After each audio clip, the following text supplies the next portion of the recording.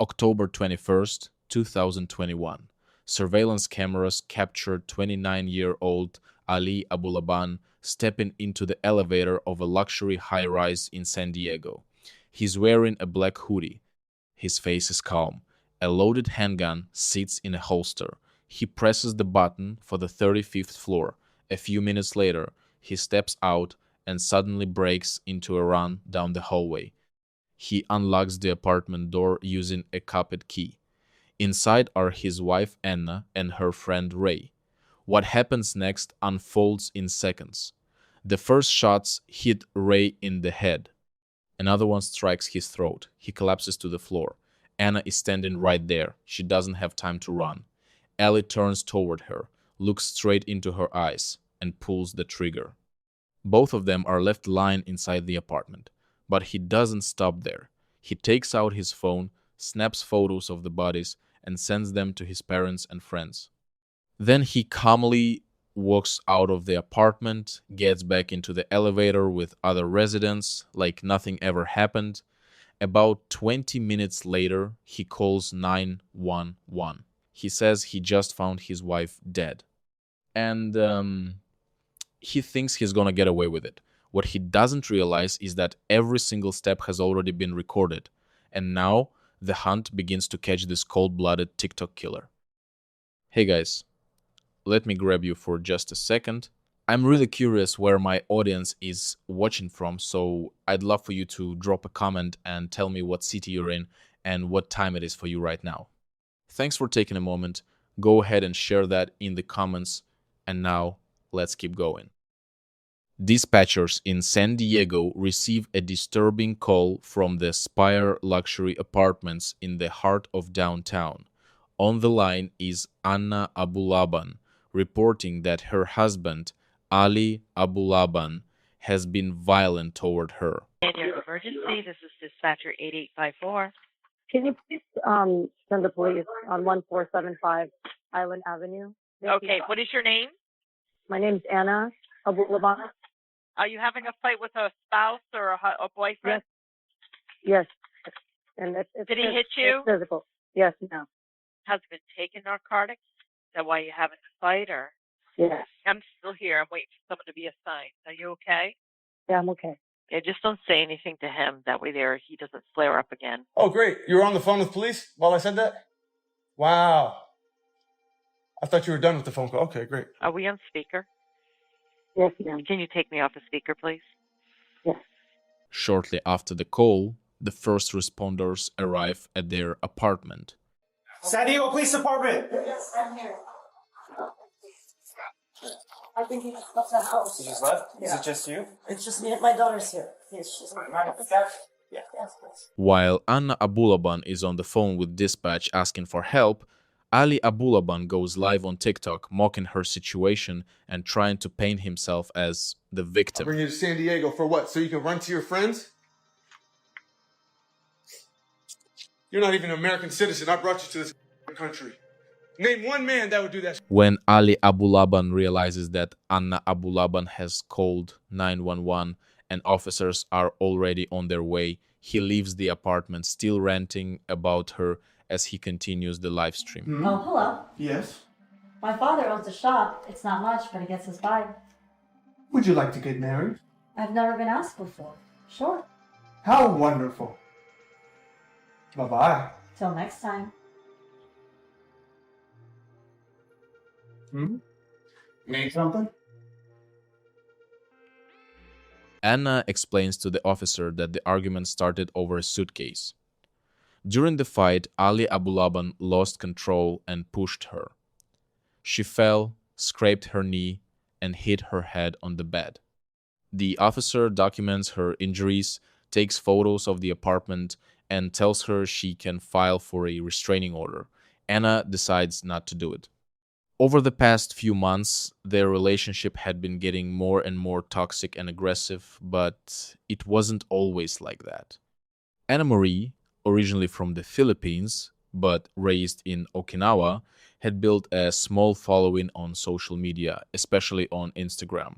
She often appeared in Ali's videos, usually alongside his growing online persona. Hello there. Yes? Why are you smiling? You literally. Need something?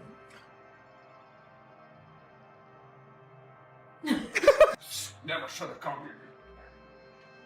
Ah! Ah!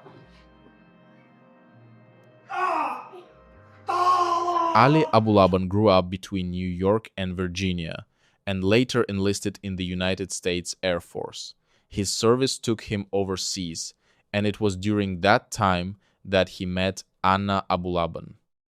They first crossed paths in 2014 when they were both in Okinawa, where Ali was stationed. A relationship quickly developed, and before long, they got married. A few years later, they welcomed a daughter. For a while, their life looked like a stable military family. After finishing his service in the Air Force, the couple returned to the United States and eventually settled in San Diego. Okay. What can I get? Hey, handsome. What the fuck you calling me? Sorry, man. I have a venti dolce caramel macchiato with no ice. What the fuck is wrong with this guy, man? You kidding me or what? Speak English when you talk to me, okay? That was English. I'll have a venti caramel dolce What the fuck you talking, man? A venti. What is that? a large. So say that next time, okay? Frappe venti cacachino. Around late 2019, Ali Abulaban launches his online persona Jin Kid. His videos quickly start gaining traction, especially his live-action takes on the Elder Scrolls V Skyrim and his parodies of Tony Montana from Scarface. He leans heavily into sketch comedy, building out characters with a lot of dramatic flair. You wanna f with me? Okay. God, okay. You wanna play this? Okay. I play with you. You wanna play rough? Okay. What the f is my gun? Gina, what the f is my gun? Check the closet. It's in the same place every fucking night, man. Why you gotta touch my stuff? You wanna play nice? Okay, I play with you. It's in the closet, Gene. Is it there? No. Oh, Gene, what? I always gotta show you everything. His follower count starts climbing fast. He builds up nearly 940,000 followers on TikTok and gains strong support across other platforms as well. He creates short sketches, does character voices, stages fight scenes, and leans into exaggerated reactions. She don't think. She don't think. She don't think. And you know what? Goodbye to your little citizenship there, Miss Filipino. But I'm not petty. I don't call the police on people I love. Get out of here, bro. This lured me to San Diego for what? So she could be a hoe with all her friends? Stop lying to them, Ollie. No, it's the truth. Yeah, you got friends now. Now you don't have a husband. Okay. Anna would show up in his content from time to time. In some videos, she played along with Ali's jokes, and in others, she appeared with their daughter in family clips.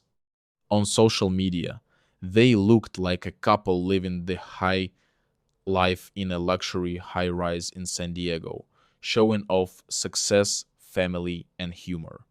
But even as Ali Abulaban's online career seemed to be taking off, the marriage between him and Anna Abulaban was falling apart. He became increasingly jealous and controlling, shifting from a loving husband into someone who constantly put her down. He started regularly posting angry videos about her on TikTok, recording their arguments and publicly lashing out, pulling Anna into a non-stop cycle of toxicity and emotional abuse. By 2021, the tension between them was no longer hidden. Police records show the conflicts were escalating. Friends and neighbors talked about frequent arguments in the apartment, and Anna admitted she was worried about Ali's behavior and personality. The situation reached a breaking point on September 1st, 2021, when, as mentioned earlier, Anna called 911 to report violence. During this same period, Ali also began accusing Anna of cheating, even though he himself was involved with other women. He didn't allow her the same freedom, and during public live streams, he would explode in anger and humiliate her. You ever look at your person and think to yourself, wow, how did I land you?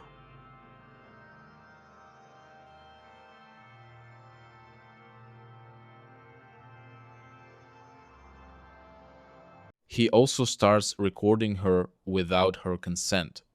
In just 3 months, from July through October 2021, multiple calls come in reporting violence at their home, but none of them lead to Ali Abulaban being arrested. Most of the calls are made by concerned neighbors, and people who know the couple worried that these violent arguments could turn into something far worse. No one realizes that these calls are only the beginning of a chain of events that will soon lead to a horrifying outcome. And despite all of this, Ali keeps building his online presence. He continues posting funny sketches, including parodies of The Elder Scrolls V, Skyrim, and Scarface, and often features Anna Abulaban on social media. On the surface, they still look like the perfect couple. Hey, Anna. Just want to say good morning. Good morning to Amira. I just figured instead of texting you, I'll send you a video. My intention here is to just let you know I get it. And I'm so sorry. I really am so sorry for what I'm putting you through. How stupid. What happened to me? It was the drugs? But behind the scenes, everything is falling apart. His content starts revealing more and more of their personal issues, and that need for control turns into something he puts on display for everyone to see. I'm a healthy man. I listen to you. I try to work with you. Huh? The door's right there. The door's right there. A billion other women out there for you that will fuck in a heartbeat. Yeah, a billion other men for you too. Is that your hope? What? Fuck. Yeah. In this relationship. What do you give me, Anna? Nothing. When's the last time you pleased me? If it's a no, it's a no. It's a no, it's a no. There's no way that you're not somebody. Oh, yeah. There's no way. Meanwhile, Anna Abulaban starts to feel completely cornered. She tries to distance herself, begins talking about getting a restraining order, and even threatens Ali Abulaban with divorce. By October 2021, police have already responded to multiple calls at their home, but each time Ali either apologizes or shifts the blame, and nothing really moves forward. The same pattern keeps repeating: jealousy, public humiliation of Anna, secret monitoring, and stalking.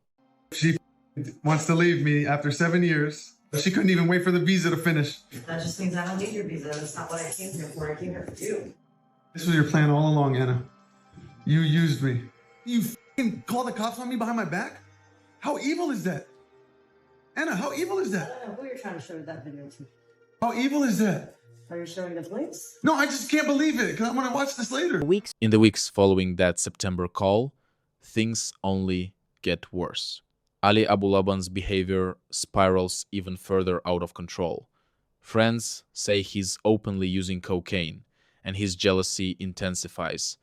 He doesn't want Anna Abulaban spending time with friends or being around other men. Look at me in the face and tell me you don't love me. I don't love you. Look at me. I don't love you. I don't love you. Throughout the entire argument, Anna Abulaban deliberately avoids eye contact, keeping her composure. She clearly understands that Ali Abulaban is trying to provoke an emotional reaction, but she doesn't give him that satisfaction. Look at me in the face and tell me you don't love me. I don't love you. Look at me. I don't love you. I don't love you. Sorry. After that, Anna Abulaban calls Ali Abulaban's mother, opening up about her concerns over his increasingly disturbing behavior. What's your mom? Why do I need my mom? I just need him to leave because he's... Why do you always go back to him? Yeah, what do you want me to do? Put him in jail? I'm not trying to put him in jail. I'm trying to remove him from my house. Whatever it takes. If you feel like your life is in danger, put him in jail. She's not in danger. What the f are you guys talking about me like I'm some monster? What kind of marriage is this? Your daughter is suffering. Ali Abulaban's mother understands that he hasn't been a good husband and that the marriage is falling apart. Now, what worries her most is the well-being of her granddaughter, who is suffering because She's not of even it. giving me a chance to get my marriage How back. does he have a chance when he does cocaine every night still? He lies and says he's gonna stop doing it. You need to walk away. Please, come here. I don't want to lose my wife. If another man touches her, I'm gonna go crazy. That jealousy starts turning into control, as Ali Abulaban accuses Anna Abulaban of cheating during their arguments. Ali, enough. You know. Can somebody please help me? Hello? Ali! Stop. Give me the phone! I'm holding my finger! I'm trying to leave this house! Yeah, that's not cool. Give me my phone! With a bunch of guys? Give me my phone! A bunch of guys, huh? Give me my phone! There's no guys! Give me my phone! At one point, while their child was asleep in the room, Ali Abulaban, under the influence of cocaine, put a gun to his own head in an attempt to get Anna Abulaban's attention. Just keep calling the cops. Yeah, because he just tried to commit. So, that's what it is. He had a gun in his face. With my daughter sleeping on the couch. I have to do that just to get her to come home. Anna Abulaban is getting ready to go to a friend's birthday, but Ali Abulaban won't let her. Consumed by jealousy, he sees every person around her as a potential rival. Give me my phone back. Ali, give me my phone back. Marriott Marquise. That's the place you had the birthday. Yeah. Oh, so you. But he doesn't stop there. Ali Abulaban's aggression only escalates as the argument continues. Luke's gonna be there. I told you we're going to a hotel.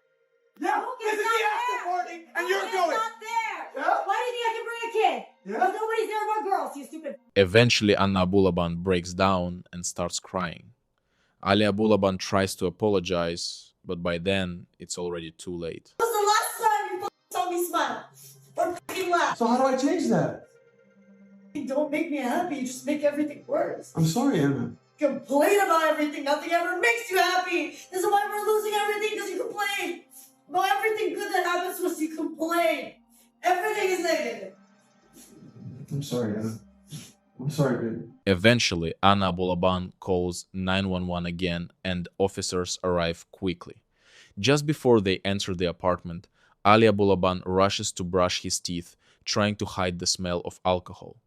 When they come inside, he immediately slips into the role of a caring husband. All this time, Ali Abulaban believes he can outsmart everyone, but his marriage is already effectively over. Anna Abulaban clearly understands how serious everything has become, and for her, it only confirms what she has feared for a long time, that home is no longer a safe place. She tells him she wants a divorce, and this time it's not just words, it's her final decision. She tells him it's over, he had been involved with another woman, and she can't forgive that. After the breakup, Anna begins seeing another man, 29-year-old Rayburn Barron. He had been a long-time friend, someone who supported her through all the arguments. Ali, of course, never liked him. He felt that Rayburn wanted to be with Anna, but unlike Ali, Rayburn was caring, family-oriented, and would never hurt her, and Ali can't accept that. He moves into a nearby hotel, but keeps inserting himself into her life, calling, texting, trying to convince her they can go back to how things were. Anna worries she could lose her visa if she leaves him, and that she might lose custody of her daughter, but despite that, she starts making a plan to get out. Meanwhile, Ali stays in denial. From the hotel, he acts like this is just a temporary break, posting online, talking to friends, insisting Anna is wrong. Even though he's physically gone, he comes up with a disturbing plan to monitor her and look for any sign of what she's doing without him. He researches surveillance methods, listening devices, remote monitoring, and installing apps on an iPad. After digging into it, he decides to use Discord to spy on his wife. Through their young daughter's iPad, he sets up a hidden way to listen in, turning a device meant for games and cartoons into a tool for surveillance. He secretly installs what prosecutors will later call a baby monitor app. The device is left under the bed in the apartment, quietly transmitting audio back to wherever he is. From his hotel room, he can hear what's happening inside Anna's home. Even though they're no longer together, he wants to know if she's being faithful to him.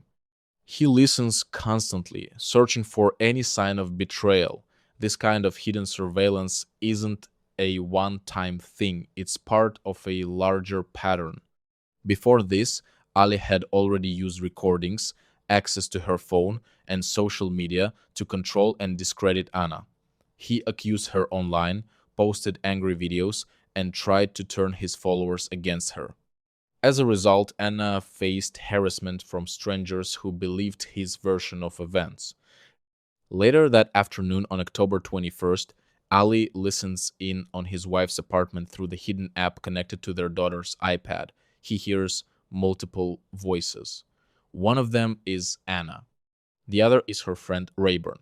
Ali convinces himself he knows exactly what's going on, and he's consumed by rage. Armed with a gun and under the influence of cocaine, he leaves the hotel and heads to the Spire luxury apartments, where Anna lives with their daughter.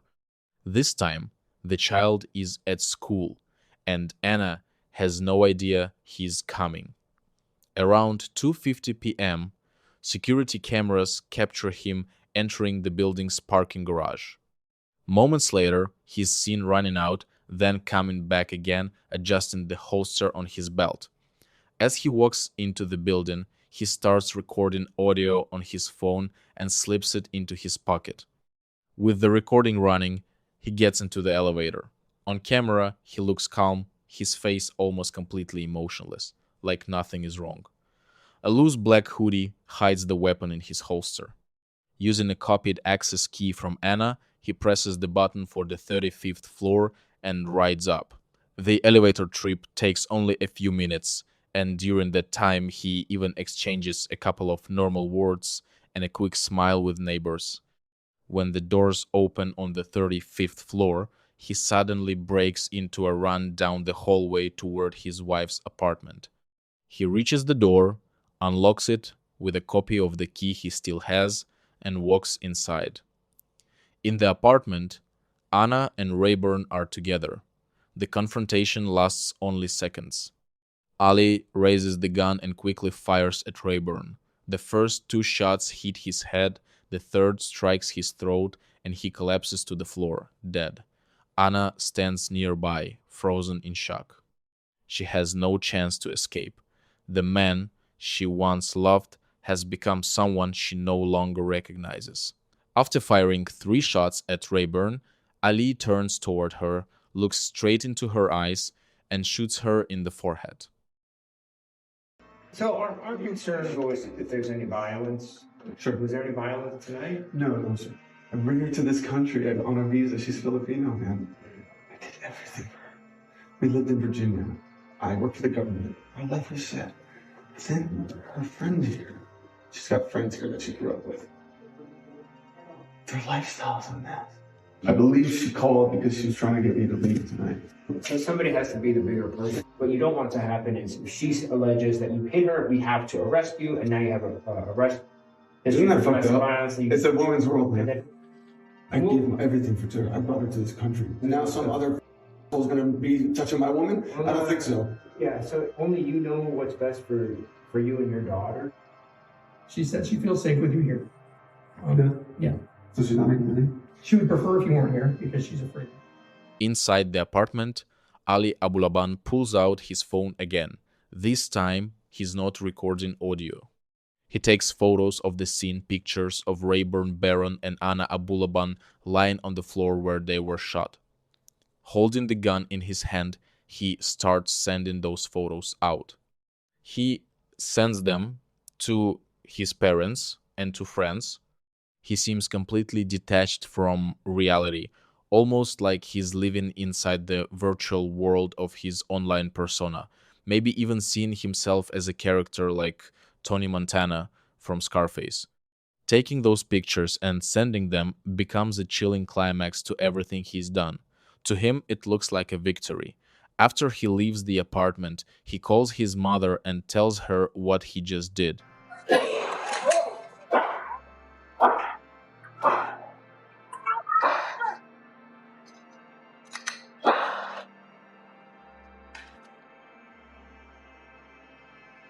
After that, Ali Abulaban rides the elevator again with other residents, like nothing ever happened. He doesn't call the police from the building. Instead, he heads straight to his car. A few minutes later, he calls 911, trying to sound like someone who has just found his wife dead.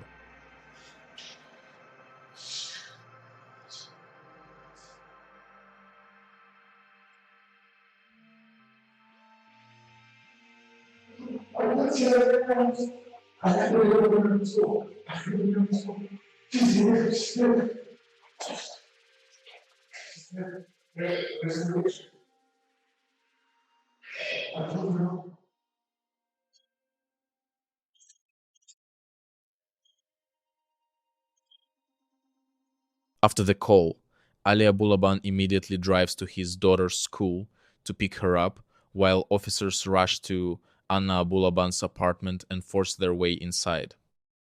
San Diego Emergency, dispatcher 8107. Yes, ma'am. My wife and another man were, I found them dead on the couch. Bullet holes to the face. Wait, someone was shot? Two people, a man and my wife. Stand by. Please help my wife. Please help me. Okay, hold on, sir. She's going to die. Sir, stand by. I'm bringing on my supervisor. What is your name? My name is Ali. Ali? Okay. Yes, I'm her husband. Tell me what you saw when you went in there. I saw my wife on the couch with blood coming out of her head. Wife is on the I don't know who he is. I know him. His name is Ray. I couldn't even breathe. While officers rush to Anna Abulaban's apartment and force their way inside. After the call, Ali Abulaban immediately drives to his daughter's school to pick her up, while officers rush to Anna Abulaban's apartment and force their way inside. We got two down. Emergency entry. I need a team. Clears out. Someone came here and shot them. That's the guy that he's describing. Yeah, they both took rounds to the head. Do me a favor, help out with security for us. I don't want someone coming back, doubling back over here and smoking us, okay? Police seize Ali Abulaban's phones, his social media accounts, his car, and the apartment where the murders took place, and all of it becomes key evidence in the case. To piece together the full picture, investigators analyze text messages, audio recordings, and any other details that might be useful. Over the following years, detectives continue building the case while Ali remains in custody. During that time, he takes an unusual step and gives a television interview about his case. I got it. No, but we don't want to contaminate My mother wants to get her. I don't want anyone else to be in the car. No, it's just my daughter. Please, you can't. You understand, you're gonna. I care about her. We're gonna make. I understand. We're gonna make sure she's alright, man. Alright, but can my mom stop the girl? I'm saying my mom is driving to Vegas to try to come get her. Okay. Amira, I love you, Amira. Amira, I love you. Take the soft and aggressive. Put everything in a small bag. He still appears emotionally shaken, almost drained by everything that led up to this moment. Ali Abulaban tries to frame the case as a crime of passion, emphasizing the impulsive and uncontrollable nature of his actions rather than a premeditated killing. His words come across as an attempt to shift how the events are perceived, focusing on emotion instead of the sequence of decisions. He talks about his state of mind as if it were a moment where he lost control, describing it as something sudden and unmanageable. But at the same time, there's a tension in the way he tells it, like this version needs constant reinforcement to stay convincing. He admits that he installed an app to monitor his wife, but quickly adds an explanation, saying it was done purely for her safety. It's presented as a justification, an attempt to give his actions a different meaning. Yet even in that explanation, there is a contradiction that only deepens the uneasy atmosphere in the courtroom. Did you kill her? Still under the influence of cocaine, Ali Abulaban speeds toward her apartment. His movements feel rushed and sharp, almost driven by an intense внутреннее напряжение and the state he's in. The drive, the decisions, the actions, everything happens fast, with no real pause to think. Using a previously copied access key, he lets himself inside. The moment feels cold and deliberate, like a step he was already prepared to take. No obstacles, no hesitation, just a quick action that opens the door to what comes next. And inside, he sees them together. That scene becomes the point where everything converges into a single moment, sudden, tense, and impossible to take back. The atmosphere shifts instantly, and the sense of inevitability only grows stronger. What did you think? What did you think?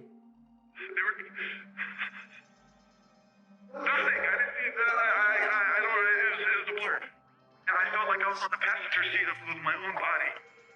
When I opened the door and saw who it was, it broke my heart. And to see her kissing Ray on my couch, with his feet on my table, with my running my apartment, my life, in the house that my daughter sleeps in, on the furniture that I put together. What do you expect a man to feel?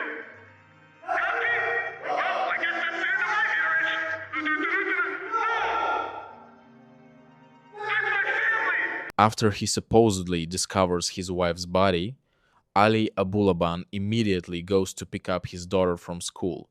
His actions appear quick and decisive, but there's a clear tension underneath, like every step is driven by internal pressure. It doesn't come off as a chaotic reaction, more like a sequence of choices he later tries to explain. He insists it wasn't about running away. According to him, the only goal was to get his child somewhere safe, away from any potential danger. In that moment, he presents himself as a father, acting on instinct, guided by concern. And while, as he claims, the killer was still out there, his top priority was making sure she was safe, but there's a sharp contrast in that version of events. On one side, there is the image of someone protecting his child. On the other, there are circumstances that already raise serious questions. And it's that duality that makes the situation even more unsettling, leaving the sense that there may be far more behind his words. I never admitted anything. Police say they have evidence against me. I don't know what it is. So the prosecution says that you admitted to your mother that you did this, and then you pled not guilty. Can you explain that? No, I can't. Once again, Ali Abulaban tries to present himself as an innocent man with nothing to hide. His words sound confident, but there's tension underneath that confidence, like it takes constant effort to keep that image in place.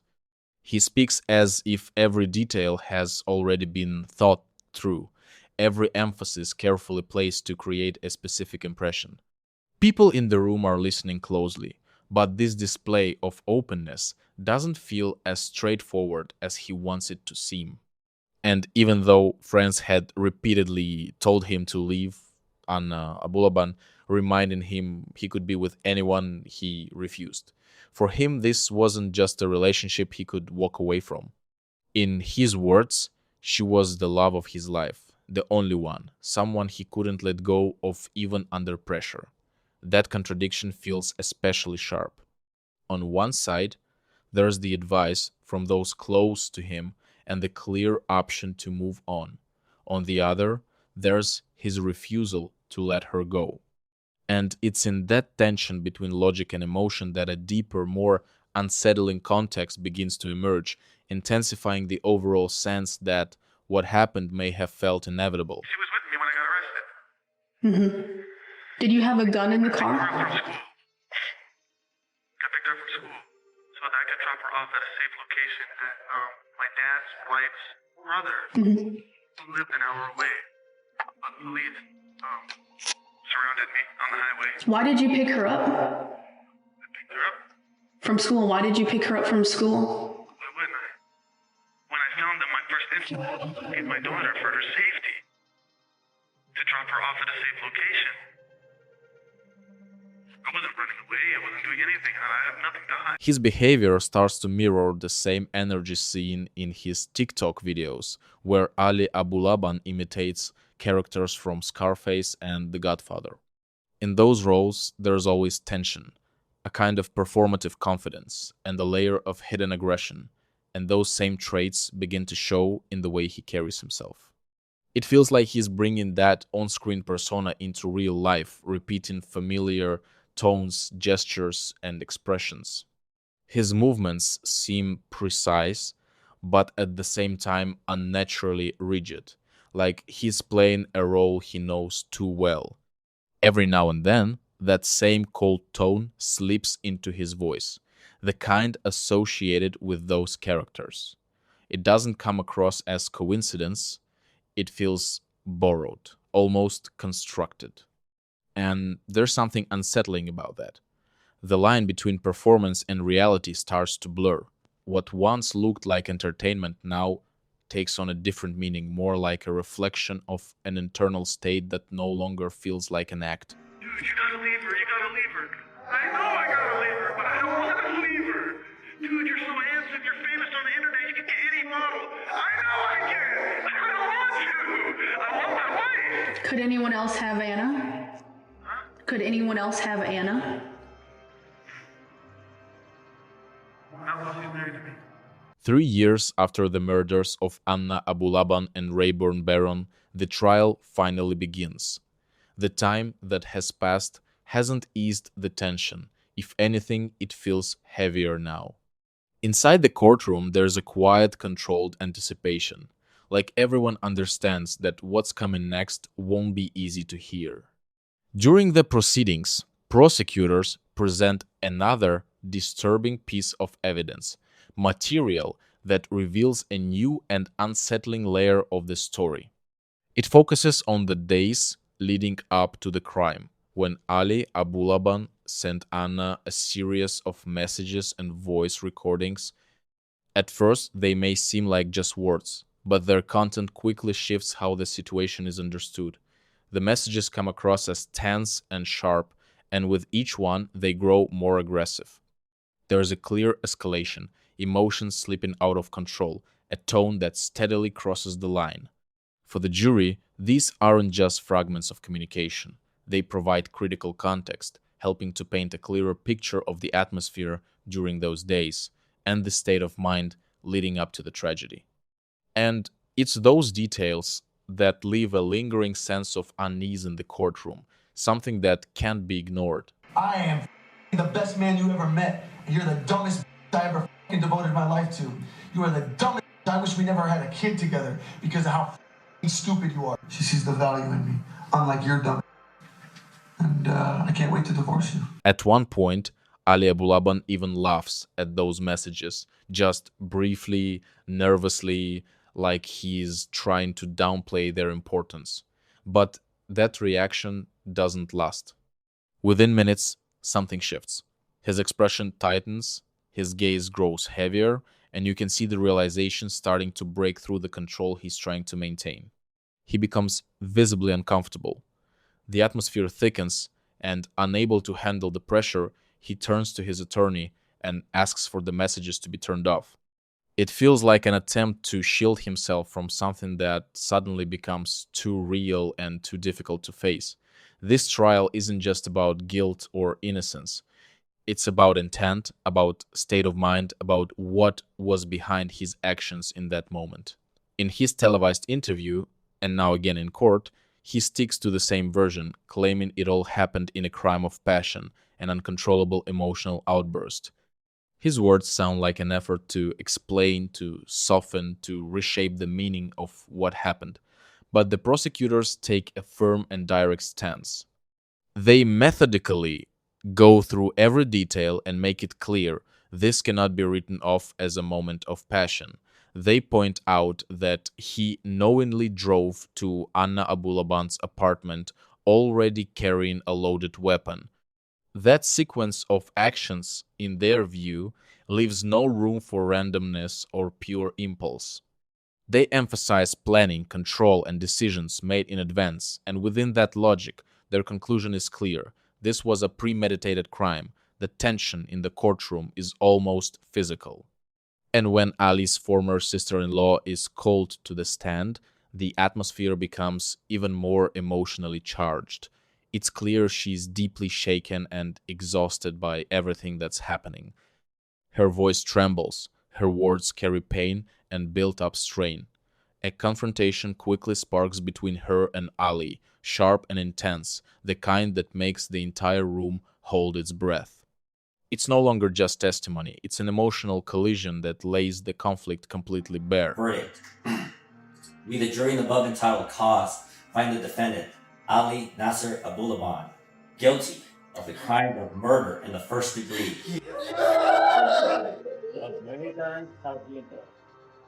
Silence. Nothing. Of Rayburn Cardenas Moran. After the verdict is announced, Ali Abulaban can no longer hold back his emotions. The reality of his fate crashes down on him suddenly and irreversibly. Like a wave, there's no escaping. In that moment, everything that happened earlier in the courtroom fades into the background. What remains is the realization, cold, heavy, and final. And for the first time, he fully understands the weight of what he's now facing, without any illusions or hope that things might change. His face shifts right in front of everyone. The control he tried to maintain throughout the entire trial disappears. The tension that had been building day after day finally breaks through. Every movement becomes sharper, every emotion more exposed and uncontrolled. The room falls silent again, but this time it feels different, filled with the sense that the end has already arrived. His desperate attempts to present himself as a devoted husband, to manipulate public opinion and gain sympathy, completely collapse. The image he had been trying to maintain falls apart in an instant. Stripped of that mask, he can no longer hold the role together. All the defenses break down and he loses control in the courtroom. No restraint, no composure, no way to take anything back. Probation hearing and sentencing will be on June 28th at 9 o'clock a.m. in Department 2002. All right, you can use this. Thank you.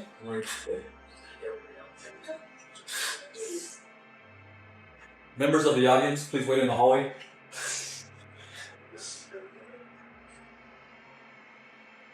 On the day of sentencing, just before the judge delivers the final decision, Ali Abulaban reads a letter he has written. The courtroom is filled with a tense, almost suffocating silence, the kind where every small movement, every breath can be heard. All eyes are on him, and in that moment, even the smallest detail seems to matter. He holds the paper in his hands, and it feels like these words are his last chance to be heard. His voice sounds different, slower, more restrained, with a noticeable strain behind it. He delivers each sentence carefully, like he's weighing every word, understanding that this is no longer just an explanation, but the final moment before the sentence is announced. It's a brief pause before the irreversible, a moment where everything comes together, what's been said before and what can no longer be changed. The judge hasn't spoken yet, but the atmosphere in the room already makes one thing clear. The end is right there. And after this letter, there's nothing left that could possibly change what comes next. My response in that moment was an unintended, impulsive reaction against my better judgment to the discovery of Ray's romantic involvement with my wife. And for that, I'm sorry. I'm sorry that in that moment I was not mentally strong enough to control myself. I'm sorry that my horrendous action that day resulted in the undeserved deaths of Rayburn Barone and Anna Marie Abulaba. For 3 long, exhausting days, Ali Abulaban takes the stand, trying to defend himself under intense, uncompromising cross-examination. Every question hits like a blow. Every answer feels like an attempt to stay balanced on the edge.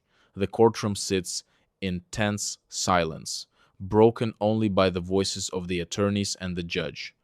With each passing hour, the atmosphere grows heavier, like the air itself is getting harder to breathe. Those 3 days feel endless, not just for him, but for everyone watching. His words are carefully weighed, analyzed, and challenged. Every detail is picked apart down to the smallest piece, and nothing goes unnoticed. All eyes stay locked on him, watching every reaction, every movement, as if trying to see what's hidden beneath the surface. And now he stands before the court with nothing left to change, nothing left to add.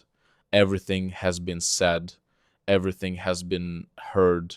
The room falls still in anticipation. The tension reaches its peak, where every second feels longer than the last. He waits for the decision that will define the rest of his life, final, irreversible, with no way back. He's somebody that is only thinking about himself, and the idea of killing 2 innocent people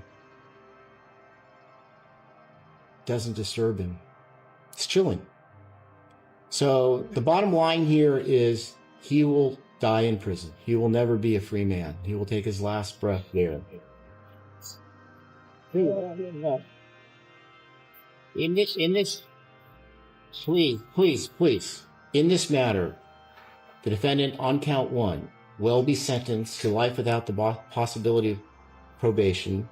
In the end, Ali Abulaban faces the outcome of everything that led to this point.